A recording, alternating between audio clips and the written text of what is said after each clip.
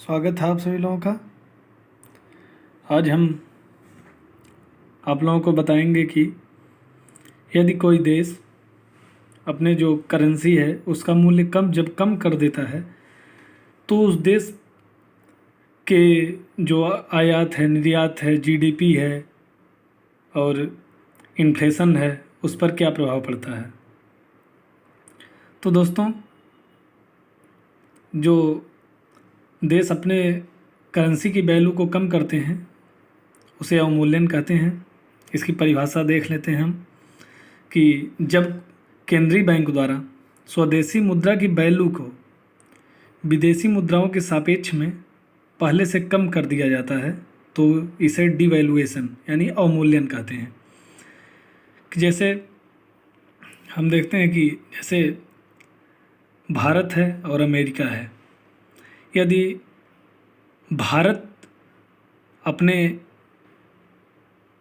रुपए की वैल्यू को गिरा करके डॉलर के सापेक्ष में रुपए की वैल्यू को कम कर दे तो इसे डिवैल्यूएशन कहते हैं। और इस डिवैल्यूएशन से किसी देश के आयात पर, निर्यात पर, उसकी जीडीपी पर, एम्प्लॉयमेंट मतलब वहाँ के रोज़गार पर क्या प्रभाव पड़ता है और वो इन्फ्लेशन पर क्या प्रभाव पड़ता है, इन सब के बारे में हम समझेंगे। तो दोस्तों, जैसे अगर हम बात करें उस देश के जो आयात है उस पर क्या प्रभाव पड़ेगा, तो यहाँ पर आप देख सकते हैं जैसा कि कंडीशन फर्स्ट लिखा हुआ है, उस कंडीशन में जो डॉलर की वैल्यू है वह भारतीय रुपए में 72 रुपया है। तो जब डॉलर की वैल्यू 72 रुपये है तब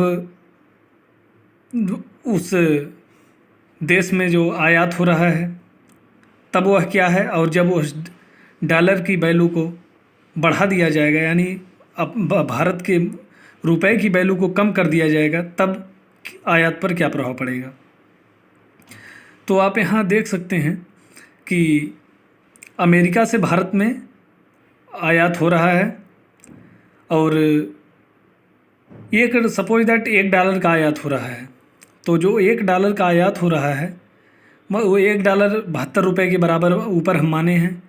तो जो भारतीयों को वस्तु मिलेगी वह 72 रुपये की मिलेगी। सपोज दैट वहाँ सब टैक्स वैक्स लग करके वह $1 की आई है तो वह 72 रुपये की मिलेगी।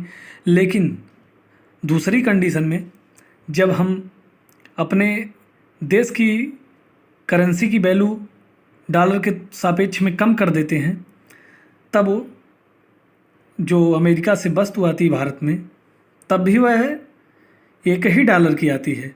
लेकिन अब यहाँ पर $1 को हम 100 रुपये के बराबर कर दिए हैं तब वह जो वस्तु है वह अमेरिका से $1 की आएगी, लेकिन भारतीयों को वह वस्तु जो है वह 72 रुपये की जगह 100 रुपये की मिलेगी। मतलब यहाँ पर वस्तु जो है वह महंगी मिलेगी। तो लोग वस्तु को ख़रीदना नहीं चाहेंगे, पहले से जो है उसी में काम चलाना चाहेंगे, जिससे जो अमेरिका का जो निर्यात है वह कम होगा, यानी हमारा जो आयात है वह कम होगा। और हम अगर निर्यात की बात करें कि हमारे निर्यात पर क्या प्रभाव पड़ेगा, यदि हम अपने देश की करेंसी की वैल्यू को कम कर रहे हैं तो हमारे निर्यात पर क्या प्रभाव पड़ेगा। तो दोस्तों, यहाँ पर आप देख सकते हैं, यहाँ पर पहली कंडीशन में माना गया है कि डॉलर की जो वैल्यू है वह 50 रुपये के बराबर है। तो यदि डॉलर की वैल्यू 50 रुपये के बराबर है और इंडिया से कोई सामान सब टैक्स वैक्स लग करके और जो अमेरिका जो अपने बॉर्डर पर टैक्स लगाए उसको भी ले करके वह वस्तु अमेरिका में 50 रुपये की बिक रही है, मतलब भारत से 50 रुपये की जा रही है, तब वह जब रुपए की वैल्यू डॉलर के तुलना में मतलब $1 बराबर 50 रुपये है तब वह $1 की बिक रही है। तो यदि हम अपने डॉलर की वैल्यू को, यदि हम अपने रुपए की वैल्यू को डॉलर के तुलना में कम कर देंगे तो वह वस्तु जो है वह हमारे यहाँ से तो 50 रुपये की ही जाएगी, लेकिन जो रुपए की वैल्यू है वह $1 में 100 रुपये होता है। तो यहाँ अमेरिका वालों को जो वह वस्तु है वह आधे डॉलर में ही मिलेगी। मतलब अमेरिका में जो वह वस्तु है जो पहले $1 को में मिलती थी वह अब आधे डॉलर में ही मिल रही है। मतलब अमेरिका वालों को वह वस्तु सस्ती मिल रही है, जिससे हमारा निर्यात जो है वह बढ़ेगा। और लेकिन हम उसे 50 रुपये में भले भेज रहे हैं, लेकिन अमेरिका वालों को सस्ती मिल रही है, तो हमारा आयात इससे बढ़ेगा।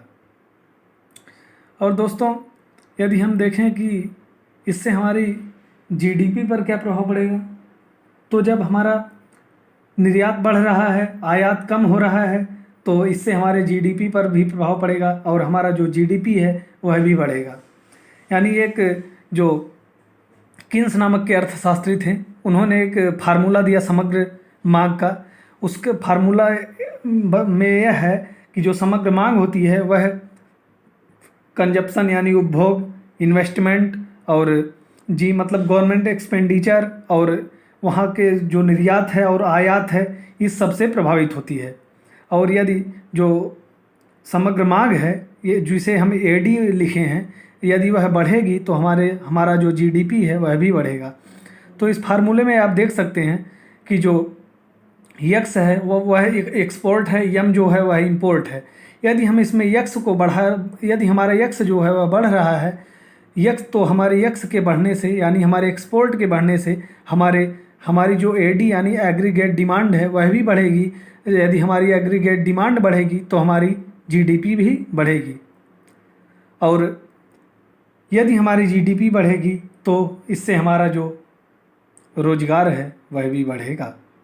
और दोस्तों, इससे एक दिक्कत यह हो सकती है कि जब हम एक्सपोर्ट ज़्यादा करेंगे और इंपोर्ट कम करेंगे, तो जो हमारा सप्लाई है वह तो ज़्यादा हो जा रहा है बाहर के देशों में। जब बाहर के देशों में सप्लाई ज़्यादा हो जा रही है तो और हमारे यहाँ डिमांड ज़्यादा है और सप्लाई कम है, तो इससे महंगाई जो है, इन्फ्लेशन जो है वह भी बढ़ेगी। तो यह एक नकारात्मक बिंदु के रूप में देखा जा सकता है। लेकिन हर तरफ से तो किसी में लाभ मिल नहीं सकता है। तो इसके बाद अगर जो इस समय जो भारतीय रिजर्व बैंक के गवर्नर शक्तिकांत दास हैं, इनसे पहले जो गवर्नर थे भारतीय रिजर्व बैंक के, रघुराम जी राजन, उन्होंने एक लंदन में भाषण देते हुए कहा भी था कि यदि सभी देश अपने मुद्रा की वैल्यू को कम करने लगेंगे यानी अवमूल्यन करने लगेंगे, तो जल्दी ही विश्व में दूसरा आर्थिक संकट गहरा सकता है। इसलिए देशों को ऐसा करने से बचना चाहिए। और दोस्तों, यह जो अवमूल्यन है, इसे हम बेगर थाई नेबर पॉलिसी मतलब अपने पड़ोसी को भिखारी बनाओ की नीति के नाम से भी जानते हैं। तो दोस्तों, आप लोग इसके बारे में उम्मीद करता हूँ कि समझे होंगे। वीडियो आपको कैसी लगी कमेंट बॉक्स में ज़रूर बताएं। वीडियो को देखने के लिए धन्यवाद। फिर मिलेंगे नेक्स्ट वीडियो में।